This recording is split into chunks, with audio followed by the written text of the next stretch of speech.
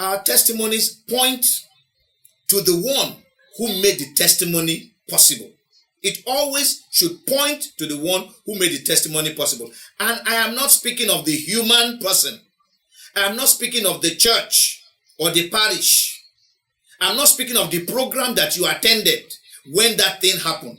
I am speaking of the Lord Jesus Christ who made it happen. In Mark chapter 5 that I didn't read earlier, let's just take a look at it. Mark chapter 5, the Lord told that man, he said in verse 19, he said, go home to your friends and tell them what great things the Lord has done for you and how he has had compassion on you. Go and tell them what God has done in your life. In Mark chapter 3, and I'll be reading from verse 9. From verse 9 to verse 12. So he, the Lord Jesus Christ, told his disciples that a small boat should be kept ready for him because of the multitude, lest they should crush him. For he healed many, so that as many as had afflictions pressed about him to touch him. And the unclean spirits, whenever they saw him, fell down before him and cried out, saying, you are the Son of God.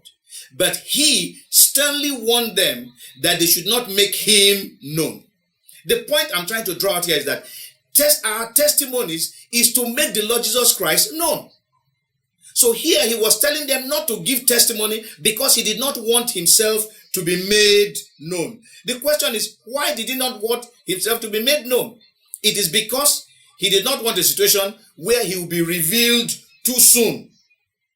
Where when people see that he's doing these things, he will be revealed too soon. In Matthew chapter 12, verse 14 to 16, Matthew 12, 14 to 16, then the Pharisees went out and plotted against him, how they might destroy him. But when Jesus knew it, he withdrew from there, and great multitudes followed him, and he healed them all. Yet he warned them not to make him known. Don't tell them I'm the one that did it.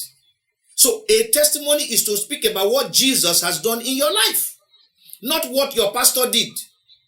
Yes, your pastor may have been the agent. There is nothing wrong in saying, this is the man that God used though, but you should know who it is that did it. It becomes a testimony when you acknowledge Christ as the one who did it.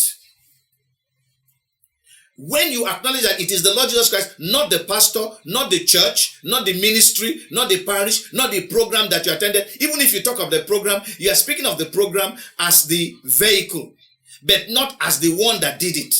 So we need to get this right, because a lot of people call things that are not testimonies, when indeed they are not testimonies.